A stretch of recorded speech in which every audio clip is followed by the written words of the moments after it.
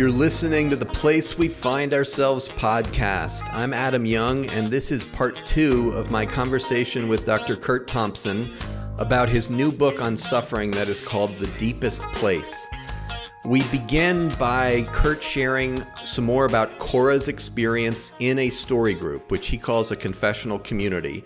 And specifically, we talk about why Cora has these intense bouts of panic and why they are her body's way of saying something is wrong. Something needs care and attention. We talk about how our symptoms, our body is often communicating to us that something needs care and attention via symptoms. Then we also talk about a second woman named Cheyney, who experiences deep healing as a result of taking in the acceptance, the embrace of other group members, and here's the key point, in the precise moment when she is feeling intense shame. We flesh all that out because this is how neural networks get rewired. This is how healing occurs. We need other people. Thanks so much for listening. Here's part 2 of my conversation with Curt. Now, when Cora came in, she came to see you because she was experiencing intense bouts of panic. And her perspective, the words she put to it was, Dr. Thompson, there's something wrong with me. My brain's not working properly. And here's what you write at that point. Little did she know, this is so important, that her panic was merely her brain doing exactly what it should have been doing, given her state of mind. Her panic was her body's way of sending a signal, informing her that she needed help, the kind of help that she had no practice asking for or even recognizing that she needed. Okay, we're going to just camp out here for a minute. First, Curt, are you suggesting, and I know that you are, that bodily symptoms, whether it's depression, anxiety, panic, whatever it is, that bodily symptoms are very often our brain doing exactly what it should be doing? Yeah. I mean, Adam, this is in the previous book, The Soul Desire, we talked about this notion of what does it mean for us to reimagine our lives as being artifacts of beauty that are waiting to emerge, as opposed to pathologies or problems that we primarily need to fix. And this is not to suggest that the DSM is a bad thing or that pathology is unimportant. No, it can be very helpful in its own way. The example I use is like it's my smoke detector in my kitchen when I'm cooking bacon, right? When it goes off, like I hate that thing because I know there's no fire. It's just the smoke from my bacon, and I wish I could do this better. But the smoke detector is doing exactly what it's supposed to do. I don't like it, but it's doing its job. The problem is that there is smoke in the air, and the smoke detector is a signal telling me, hey, so it's doing exactly what it's. So I'm having panic. We want to say, oh yeah, the panic is problematic. The panic is it's not pleasant, but it is not a problem. It is your brain is not broken. Your brain is doing exactly what it has been designed to do, given that you have asked it to live under the circumstances in which you've placed it without knowing it. Like you've done it unwittingly. It's not like you know full well that you're not trying to have panic attacks. This is how God has made us. Like he's made us with like lots of signal systems, such that when our depression comes, we say like, look, of course you're depressed because you have been asking yourself to put up with your anxiety state and cope with them in the way that you have for as long as you have. And at some point, your brain is going to say, yeah, I'm not doing that anymore. And so I'm going to do what I need to do in order to get the attention that we need in order for us to course correct and then move in the direction of beauty and goodness. We find that when we begin to reframe this for people, that this becomes really helpful and useful. They're not seeing themselves as problematic because no, you're right on schedule. You're right on time. That's right. And so Cora's felt experience of there's something wrong with me is reframed accurately as, well, I understand what you mean, Cora, because what you're feeling is intolerable, but there's actually nothing wrong with your brain or body. Your brain and body are actually communicating a signal to you, And you're responding to that by being in my office right now. That's actually pretty impressive. Yeah. There's nothing quite like acknowledging for people, especially people who are like Cora, that are like super effective in the world. And they're looking around and they're thinking like, I shouldn't be feeling this because like, look at my life. I make a 2 comma income. I do this, I do that, blah. There's something wrong. And then when you say, my gosh, my friend, your life sounds excruciating. And for the first time, when someone who has all the accessorized outer garments that are trying to hide how excruciating the anguish has been, and somebody like cuts to the chase, it says, you're coming because you're suffering and your brain has had enough of it. Your life has had enough of it. And we want to be with you. Before moving on to the next section, the next person, I just want to talk to you about this idea that Cora had no practice asking for help or even recognizing that she needed help. That's part of your sentence.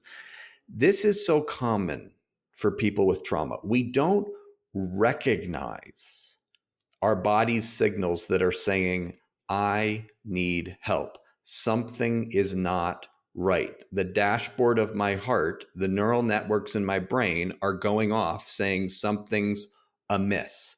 Why is that? Why do we, us folks with trauma, have a hard time recognizing our body's signals, and what can we do about it differently?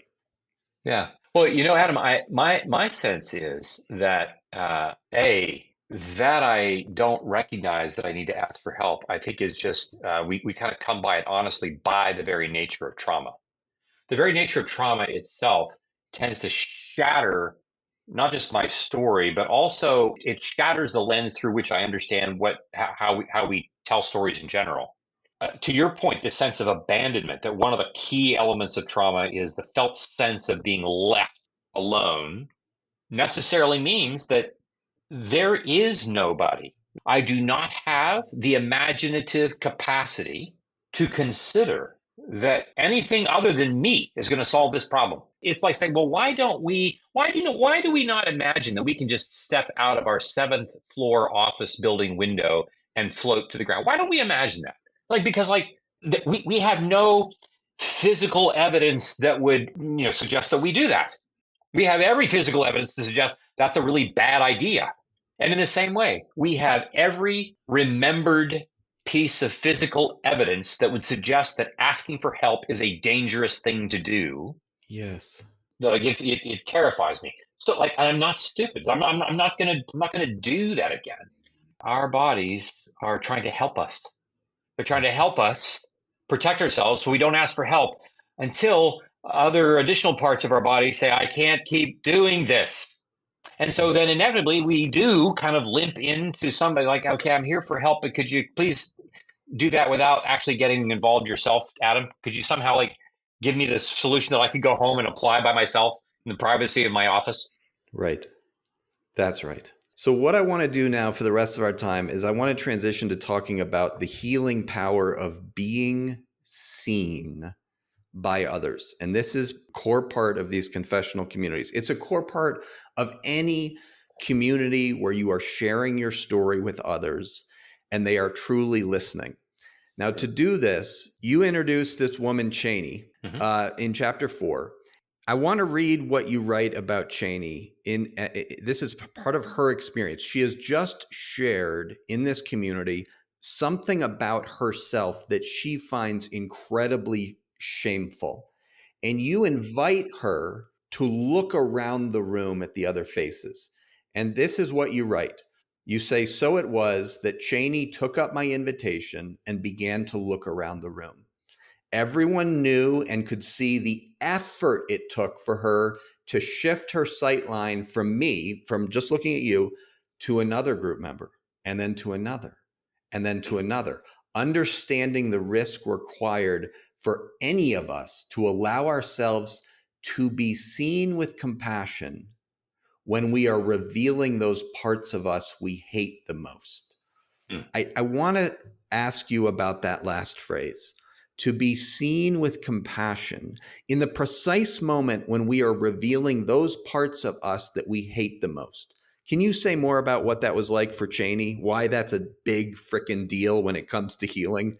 I think about young children when they have a wound of some kind. It could be like they fall down and scrape their knee, or it's a cut.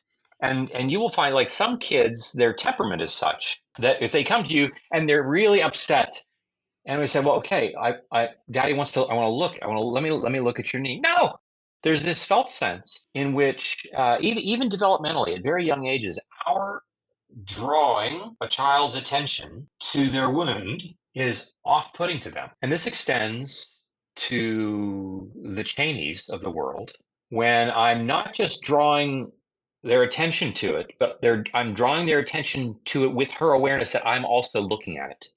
What I'm really trying to do is to co-regulate with her as we together look at her wound. Her experience thus far has only been that she sees her wound, she's aware of her wound, and she tells a particular story about it that only she tells, in which the wound is malignantly shameful, which is why she doesn't want to look at it. The very notion that she could talk about this over time with me was one thing. To come into a room where other people who have a whole host of potential reactions was something totally different, where she doesn't have that same kind of trust yet with these folks. And so the whole notion of her having told her story and then is having a physical reaction of like, I've just said these things, and in her mind there's this sense of like, if I look at it, like I can, as long as I don't have to look at you, which is why exactly we want her to take her time and one person at a time. While she is feeling this deep sense of self-consciousness and shame, I want her to look at other members of the group and to take in. I'm not asking Cheyney to like, what do you think they're thinking? I'm not asking that. I really just want her to, what do you see? What do you hear in her voice, in his voice? When you see the tears in Jackie's eyes, and it feels Herculean to her. But we have this thing that we do, like gradually, I want you to just take a look, one person at a time, just take your time, go around the room to do this. And there is this sense when we are allowing ourselves to dwell in the house of the Lord, to dwell in this space, to gaze, and to allow ourselves to be gazed upon. I mean, this is what the surgeon has to do if the surgeon's going to like repair the problem. We have to allow the surgeon to gaze upon the wound, but it's hard to do that. And so in the same way that the 3-year-old has a hard time allowing mom or dad to gaze upon the wound. This is what we are asking Cheyney to do. We're asking Cheyney to allow herself to be seen literally by people, not just to know in the abstract about her story, but to be seen. And then we notice things in the room begin to shift, because for the people who she permits to gaze upon her, they also begin to be transformed, because they start to notice the changes that they are providing for her. And so we see the Spirit at work, not just for Cheyney, but for everybody in the room. We like to say, look, we think it's a good idea to follow, if we're going to do healing work, it's probably not a bad idea to like actually follow the sequence of the course of events. I mean, you're aware of this whole notion that, 20 years ago, in the field of psychology, psychiatry, psychotherapy, and so forth, so much of the work that gets done, it has to do with cognition, right? I mean, even psychoanalysis is like, lay on the couch, don't have me look at you, just give me your words. All of which is paying very little attention to the body. Yes. But then we recognize when you read the second page of the Bible, like God starts with the body. Mm-hmm. Right? The body and the spirit are both equally important in being a human, but there is a particular sequence in which things happen. And that's why we say, like even now, first we sense, and then we make sense of what we sense. That's how we're always operating. And so consequently, for Cheyney to have the felt sense of being receptive to love, for her shame to be transformed, it was first going to require an embodied encounter with her embodied experience of shame colliding with, in loving kindness, the very physics of what was crossing the room and coming for her to literally begin to turn on neural networks that were going to start to talk to the shame networks. Yes. And be bathed in that, and especially in a context of a room of people, not just one.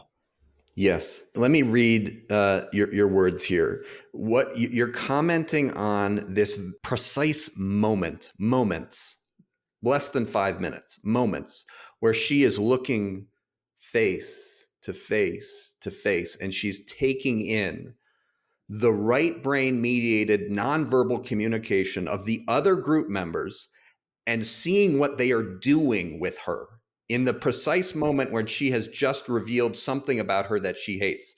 And they are looking at her without contempt. And here's what you write. You say this message, the non-contempt message, the love, the embrace, the delight, this message was being delivered in the very moment in which the shame that Cheyney was holding was reaching its zenith. And because of this temporal juxtaposition, that shame was transformed. New neural networks of comfort and confidence, I love that, were emerging to countermand those of shame and all that it interpersonally and neurobiologically represented for her. Her brainstem and her amygdala were being quieted, not just by her own prefrontal cortex, although that was happening, but by those of the other members of the community. It's such an important paragraph. Can you unpack it a little bit as we end, Curt? Yeah, we like to say what we pay attention to, we remember. And what we remember becomes our anticipated future. And all she has ever paid attention to about her trauma, she quickly submits and subjugates to this non-conscious place where she's no longer paying attention to it, but that the body is collecting the data over the course of years. When this comes out into the open and she is now fully attentive to the shame at its zenith, historically, that has been the time and the place where she becomes aware that I'm alone with this. And she has literally no other physically mediated option that would suggest otherwise to her. So why would she do anything other than work to bury it again? Now, she literally has a categorically different experience physically of someone behaving toward her with loving kindness, like that we're juxtaposed. It is happening temporally at the same time that this reaches its zenith, which means at the very time when the fire in the house is at its worst, the fire companies arrive in mass, five companies, and they just start to do their work. And so the fire has an answer. It's not only the only option for it is not just to burn the house down. I mean, this is what the Spirit of God does. The Spirit of God comes in the bodies of others and gives her an experience that you rightly point out. We want her to pay attention to, this notion that shame requires less than about 3 seconds to register and then be embedded and take up residence in our neural networks of memory. And joy, for me to encounter that joy takes about 60 to 90 seconds for me to embed it, encode it, embed it. And it takes practice. We want her to take this time and take this in, and then and how it often happens, right? When someone has an experience of healing in a moment, it's tempting in the community to just say, oh, that was really great. Then we move on to the next thing. We're like, no, we don't. We're not going to do that. We're going to pause. And now we're going to kind of do an inventory of what's just happened here in the room. What's just happened for you, Cheyney? Let's go back. And now we're going to put words to what she sensed. And we're going to have her talk about her experience and what it was like looking at particular people. And we're going to have those people then talk about what their experience was like in watching her be receptive to them and how that was healing for them and so forth and so on. And then we will give her the assignment. Before the next 36 hours is over, we basically want you to go home and write the screenplay of what's happened here in the room. And we want you to write the screenplay once every other day. We want you to remember to strengthen these new neural networks that are beginning to form, and recognizing, Cheyney, that this is the first time you've done this. It will require you're doing this again and again and again and again.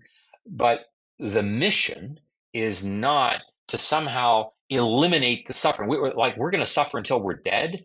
The mission is to begin to practice anticipating that in our suffering, people are coming for me.